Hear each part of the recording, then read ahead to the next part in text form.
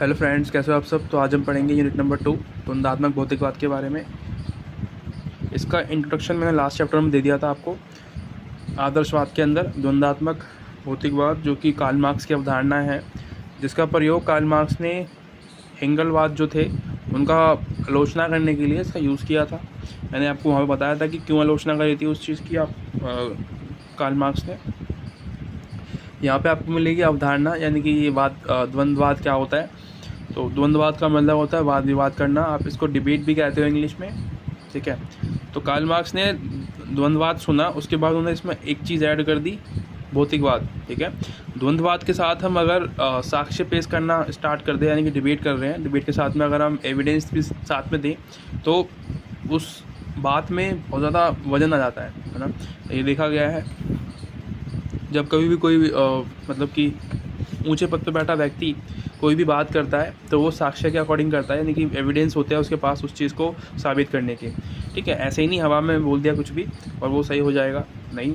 क्या पता आज के हिसाब से सही हो, कल के हिसाब से वो चीज़ गलत हो सकती है, ठीक है। यानी कि आज हम कोई भी समाज को देख रहे हैं, उसके बारे में कुछ कह रहे हैं, तो वो आज के हिसाब से ठीक हो सकता है। फ्यूचर में क्या पता वो चीज़ ख़त्म हो जाए, फिर हमारे जो आने वाली पीढ़ियां हैं वो बोले कि ये चीज़ गलत है। ये वाला मैंने आपको लास्ट वीडियो में बताया था। अगला आता है टॉपिक, यहाँ पे हमारा मेन टॉपिक जो स्टार्ट होता है द्वंद्ववाद के नियम से स्टार्ट होता है। यहाँ पे आपको भौतिकवाद के बारे में सही तरीके से पता चल जाएगा कि द्वंद्वात्मक भौतिकवाद का मतलब क्या है, ठीक है जी। तो स्टार्ट करते हैं।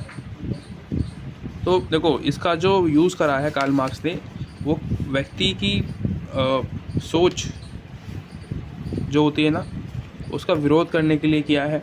यानी कि जब हम कुछ चीज़ सोचते हैं तो वो विरोध के काबिल ही होती है।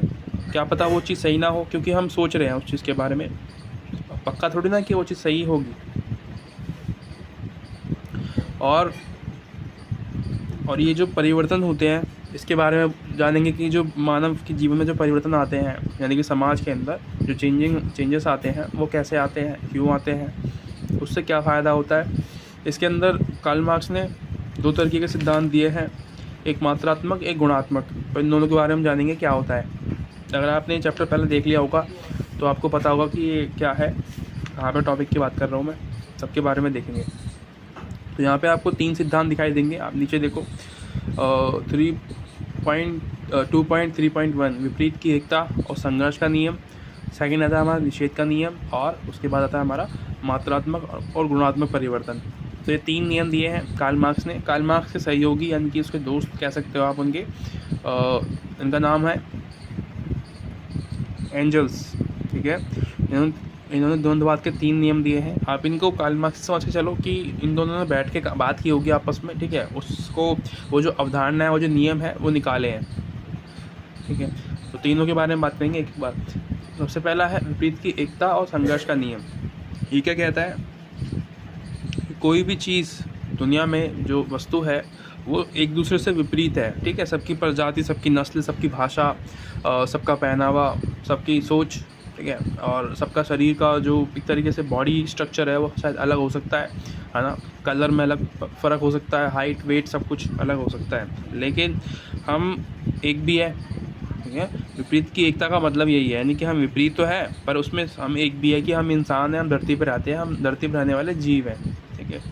और संघर्ष का नियम बताया है कार्ल मार्क्स ने। वो बोल रहे हैं कि संघर्ष ज़रूरी है लाइफ में। अगर संघर्ष नहीं होगा तो हम अपने आने वाले कल को अच्छा नहीं बना पाएंगे, ठीक है। अगर हम आज मेहनत करते हैं तो कल जो है ऑटोमेटिकली उसको हम इम्प्रूव करते हैं अपने भविष्य को। अगर हम कंपैरिजन करें आज का, जब हम आज़ाद हुए थे, तो उससे आज हम बहुत ज़्यादा आगे हैं, ठीक है। अगला आता है हमारा निषेध का निषेध नियम, यानी कि आप इसको कह सकते हो नकार का नियम, यानी कि नकारना, यानी कि रिजेक्शन, ठीक है।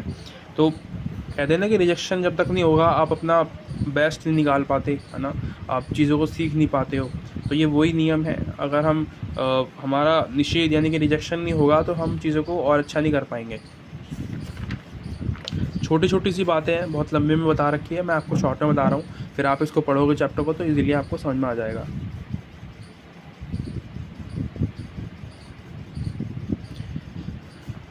अगला आता है हमारा मात्रात्मक और गुणात्मक परिवर्तन में परिवर्तन का नियम। परिवर्तनों में परिवर्तन का नियम। यहाँ पे क्या बोल रहे हैं कार्ल मार्क्स, मात्रात्मक नियम का मतलब है जब हमारी एज हम बढ़ते हैं, यानी कि हम जब नंबर्स में बढ़ते हैं, यानी कि आज मैं 20 साल का हो गया, आज मैं 21 का हो गया, 22 का हो गया, 30 का हो गया, 40 का हो गया, तो ये क्या है, ये एक मात्रात्मक परिवर्तन है जो व्यक्ति के अंदर आता है। ठीक है, ये तो मतलब इसको मात्रात्मक परिवर्तन कहते हैं, यानी कि क्वांटिटिव। ठीक है, मात्रा का मतलब क्वांटिटिव कहते हैं इंग्लिश में। दूसरा आता है गुणात्मक। अब हमारी एज बढ़ गई, एक समय ऐसा आता है कि व्यक्ति की मृत्यु हो जाती है। ठीक है, वो उस मृत्यु को हम क्या कहते हैं, हम नहीं कहते, कार्ल मार्क्स कहते हैं गुणात्मक परिवर्तन। ठीक है, इसको एक एग्जांपल समझते हैं। मैंने आपको लास्ट वीडियो में डायनासोर वाला एग्जांपल दिया था कि अगर डायनासोर ख़त्म ना होते, एक युग का खात्मा ना होता, तो एक युग की शुरुआत ना होती। ठीक है, तो एक युग का खात्मा होना क्या है, गुणात्मक। ठीक है, और उसके बीच का जो समय है, यानी कि जब वो ख़त्म हुआ, बिल्कुल तरीके से ख़त्म हो गया, उसको हम गुणात्मक कहेंगे, क्योंकि नई समाज की शुरुआत हुई है, वहाँ पे इंसानियत की शुरुआत हो गई। जब डायनासोर ख़त्म हुए तो इंसान की शुरुआत हुई। ठीक है, तो ये क्या है, एक समय जब ख़त्म होता है दूसरा समय शुरू हो जाता है। ठीक है, यानी कि जो ख़त्म और शुरू के बीच का जो समय है ना, वो बहुत ज़्यादा इंपॉर्टेंट है, वो उसको हम कहते हैं गुणात्मक अनुसंधान। ठीक है जी, अगला टॉपिक आता है हमारा द्वंद्वात्मक भौतिकवाद के नियमों का प्रयोग। तो यहाँ पे आप सभी चीज़ देखोगे, नियम। यहाँ पे क्वेश्चन पूछ सकता है आपसे, द्वंद्वात्मक भौतिकवाद यानी कि कार्ल मार्क्स के द्वंद्वात्मक भौतिकवाद के नियमों का प्रयोग कैसे किया जाता है या कैसे किया है, उसके बारे में आप बताइए। तो डायरेक्ट आपके सामने टॉपिक्स लिखे हुए हैं। आदिम साम्यवादी साम्यवादी समाज कहते हैं इसको। जब भी मैं आपसे बोलूँ साम्यवादी समाज, आपको आना चाहिए अर्ली मैन, यानी कि जब हमारी समाज की शुरुआत हुई थी। ठीक है, जब हमारे समाज की स्थापना हुई थी, या जब डायनासोर ख़त्म हुए थे तो इंसानियत शुरू हुई थी। ठीक है, तो उसको हम बोलते हैं साम्यवादी समाज। और सेकेंड आता हमारा दास प्रथा। इनको मैं डिस्क्राइब करता हूँ आपको एक बारी में, 1 मिनट मैं आपको पूरा बता दूँ क्या क्या है इसके अंदर। सामंतवादी समाज और पूंजीवादी समाज, इसके बारे में हम लास्ट चैप्टर में बात कर चुके हैं हल्का फुल्का सा, पर यहाँ पे इसको हम डिटेल में समझेंगे क्या है ये।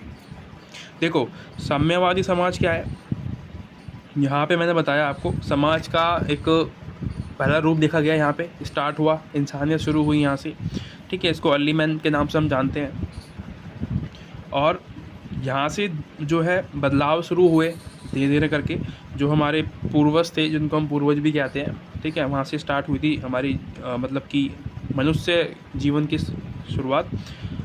तो उन्होंने औजार बनाना स्टार्ट किए। औजार कैसे बनाए, अब ये तो है नहीं कि एकदम से ही उन्होंने जो है तरक्की कर ली और बहुत अच्छा औजार बनाने की स्टार्ट कर दिया। नहीं, ऐसा नहीं हुआ था।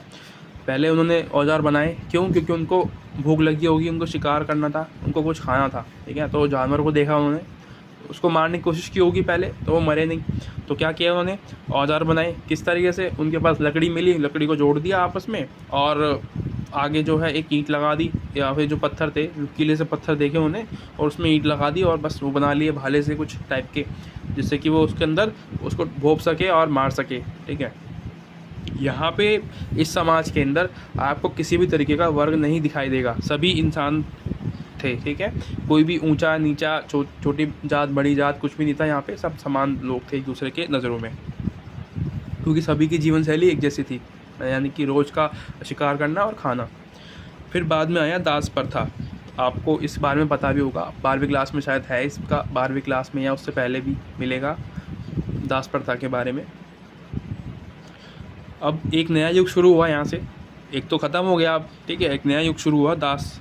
यहाँ पे एक तो यहाँ से स्टार्ट होती है वर्ग का स्थापना, यहाँ से स्टार्ट होती है, यानी कि एक वो वर्ग है जो कि पैसे वाला है, एक वो वर्ग है जो कि गरीब है। ठीक है, जो कि दास है वो जो कि सेवा करता है उस व्यक्ति की जो उससे बड़ा है, क्योंकि उसने कुछ ना कुछ कभी ना कभी उससे कोई ना कोई काम लिया होगा, कोई ना कोई हेल्प ली होगी, तो इसलिए वो आज उसकी गुलामी कर रहा है। ठीक है, या फिर पैसों के बदले में जो भी रीज़न था, यहाँ से स्थापना हुई है वर्गों की। ठीक है, यानी कि 2 वर्ग यहाँ पे देखे गए हैं।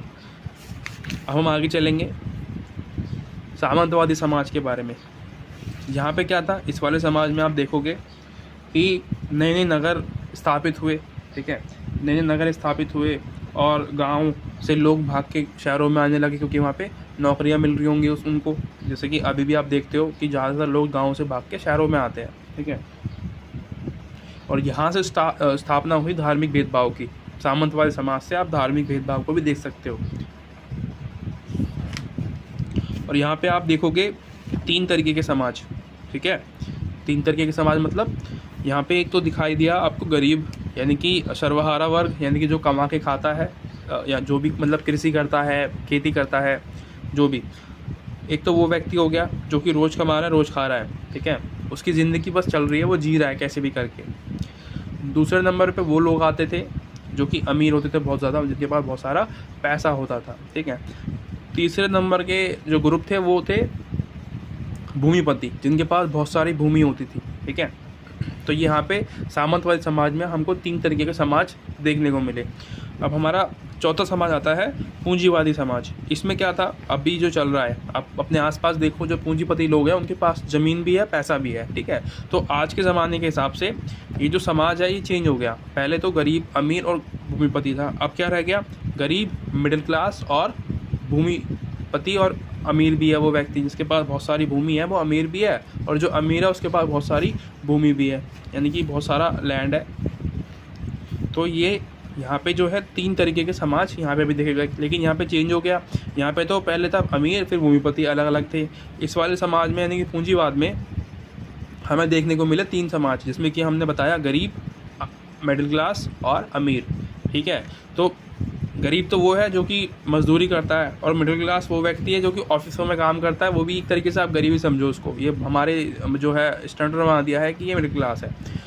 और मिडिल क्लास के पास क्या होगा, उसके पास शायद गाड़ी हो सकती है, कार हो सकती है चलाने के लिए, घर अच्छा हो सकता है, ये सब हो सकता है। उसके अलावा कुछ नहीं, अच्छा भी नहीं होगा, मतलब नॉर्मली ठीक ठाक होगा, जैसे घरों में हम रहते हैं उसको हम मिडिल क्लास ही में मानते हैं। गरीब व्यक्ति वो है जो कि झुग्गी झोपड़ी में रहता है, जिसके पास एक भी इवन अच्छा घर भी नहीं है, ठीक है, उसको हम गरीब बोलते हैं।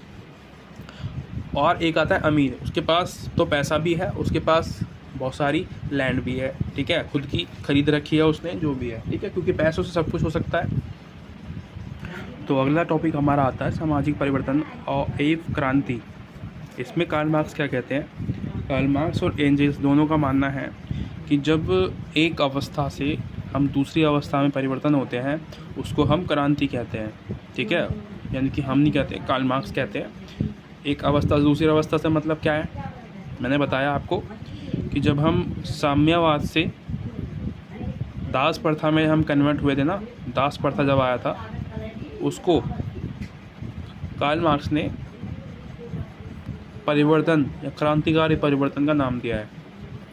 और यहाँ पे आप एक शब्द देखोगे बुर्जुआ वर्ग या बुर्जुआ, ठीक है। ये बुर्जुआ क्या है,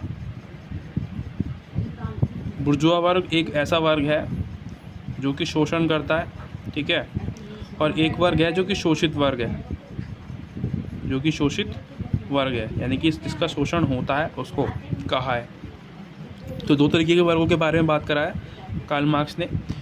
ये कह रहे हैं कि अभी पूंजीवाद चल रहा है, ठीक है, जैसे ही पूंजीवाद अंत पे पहुंचेगा इसका भी खात्मा हो जाएगा और फिर दोबारा से साम्यवाद की स्थापना होगी। साम्यवाद में मतलब आपको बताया था कि ऐसा समय जहां किसी भी तरीके का वर्ग नहीं था, ठीक है, क्योंकि अभी जो वर्ग है, अभी जो लोग गरीब है, जो मिडिल क्लास के लोग हैं, उनको अभी उनमें अभी चेतना की कमी है। चेतना मतलब वो अपनी जो समस्याएं हैं उनके प्रति जिम्मेवार नहीं है, उनको पता ही नहीं कि उनके साथ शोषण हो रहा है, ठीक है, सही तरीके से। जिस दिन उस शोषण का जो है एक बड़ा रूप दिखाई देगा उनको, उस दिन वो लोग सतर्क हो जाएंगे और इस व्यवस्था को बदल देंगे, ठीक है। फिर दोबारा से क्या होगा, साम्यवाद की स्थापना हो जाएगी। इसको जो कार्ल मार्क्स है परिवर्तन कह रहे हैं, ठीक है, सामाजिक परिवर्तन और क्रांति कह रहे हैं। तो thank you so much for watching, मिलते हैं अगली वीडियो में, बाय बाय।